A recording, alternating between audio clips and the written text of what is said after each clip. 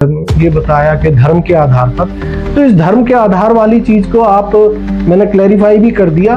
तो आप उसको ऐसे भी समझिए कि वो तो कांग्रेस के जो उम्मीदवार थे जो चुनाव हारे और जो यहाँ पिटिशनर हैं, उन्होंने भी कहा था कि चुनाव जीतने के बाद वो श्री गोवर्धन महाराज की परिक्रमा के लिए लेके जाएंगे। तो क्या इसे भी माना जाए कि वो वो प्रॉमिस कर रहे थे और ये लोगों को ल्योर कर रहे थे इस बात के लिए कि अगर जीतेंगे तो वो लेके जाएंगे।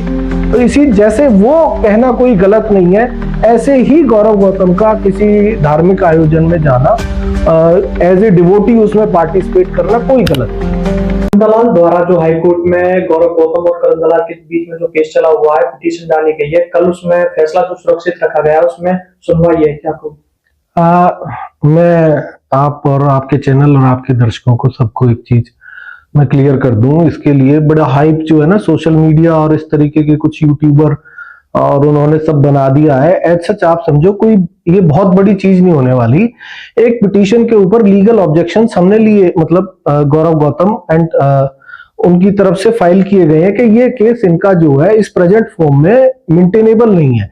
कल सिर्फ इतना फैसला होना है कि ये जो केस है ये आगे चलेगा या इनिशियल स्टेज पे ही इसको considering the legal objections of the respondent Gaurav Gautam उसको डिसमिस कर दिया जाएगा या आगे इसको कंटिन्यू करा जाएगा। ये सिर्फ अभी कल के लिए इतना फैसला है।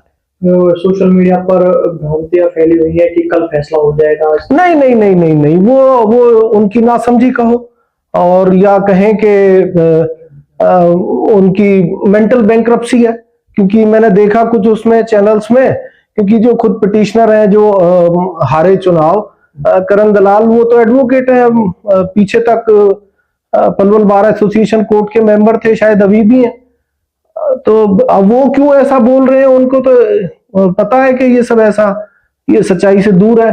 क्या लगता है इस फैसले में क्या परिणाम आगे आएगा?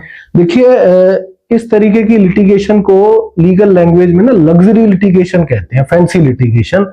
इसमें वो कई ऐसे कमेंट्स थे, तो उन्होंने कहा कि उनको जीतने वाले प्रत्याशी गौरव गौतम को क्या राहत मिलेगी। एज सच राहत वाला कोई इश्यू ही नहीं है। गौरव गौतम के लिए इसमें राहत नाम की चीज का कोई इश्यू नहीं है।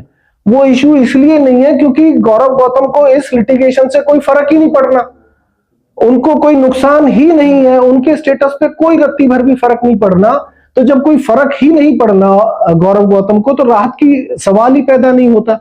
ये जो भी कुछ मुतल्लिक है, ये एक मैंने बताया जैसे आपको लग्जरी लिटिगेशन है, और ये लिटिगेशन कहीं ना कहीं सिर्फ दिखावेबाजी के लिए, वो उनको भी पता है। तो इसमें अभी तो आप ध्यान करें, आप पत्रकार हैं, आप देखेंगे कि 2019 में जो लिटिगेशन हुई, इस 2019 के विधानसभा चुनावों के बाद जो बहुत से इस तरीके की लिटिगेशन आई, अभी तो कोर्ट उन्हीं का फैसला नहीं कर पाई है।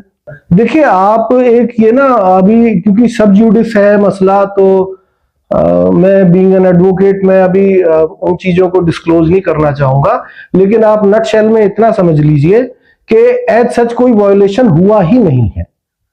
धर्म के नाम पर मांगना या कोई किसी पर्टिकुलर रिलीजन का नाम लेके करना, दोनों में फर्क है।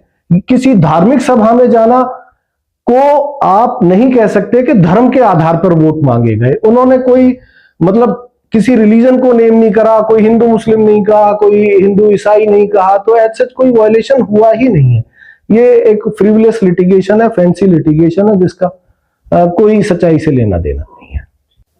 देखिए, जहां वोटों का अंतर विधानसभा चुनाव में हारने और जीतने में बहुत कम होता है, तो वहां खाली सिर्फ एक इंडिविजुअल जो हारा उसके नहीं, जो वोटर्स हैं उनके भी वैल्यूएबल राइट्स इन्वॉल्व हैं, तो वहां उनको ऑनरेबल हाई कोर्ट थोड़ा सीरियसली लेती है। लेकिन जहां अंतर 33,500 कुछ 600 कुछ वोटों के अंतर से जहां पलवल में हार जीत का फैसला हुआ है, तो ऐसे इलेक्शंस उनको हाई कोर्ट कोई ज्यादा सीरियसली लेती नहीं है, कंसीडरिंग इट जैसा मैंने बताया लग्जरी और फैंसी लिटिगेशन। अब अगर आप जो आपने कहा कि भी ये बताया कि धर्म के आधार पर, तो इस धर्म के आधार वाली चीज को आप मैंने क्लैरिफाई भी कर दिया। तो आप उसको ऐसे भी समझिए कि वो तो कांग्रेस के जो उम्मीदवार थे, जो चुनाव हारे और जो यहाँ पिटिशनर हैं, उन्होंने भी कहा था कि चुनाव जीतने के बाद वो श्री गोवर्धन महाराज की परिक्रमा के लिए लेके जाएंगे। तो क्या इसे भी माना जाए कि वो वो प्रॉमिस कर रहे थे और ये लोगों को ल्योर कर रहे थे इस बात के लिए कि अगर जीतेंगे तो वो लेके जाएंगे। तो इसी जैसे वो कहना कोई गलत नहीं है, ऐसे ही गौरव गौतम का किसी धार्मिक आयोजन में जाना, एज ए डिवोटी उसमें पार्टिसिपेट करना कोई गलत नहीं। कोई धर्म का एज सच जो उन्होंने अपनी पिटिशंस में वो लेके कह रहे हैं corrupt practices, people representation act का ऐसा कोई वायलेशन नहीं।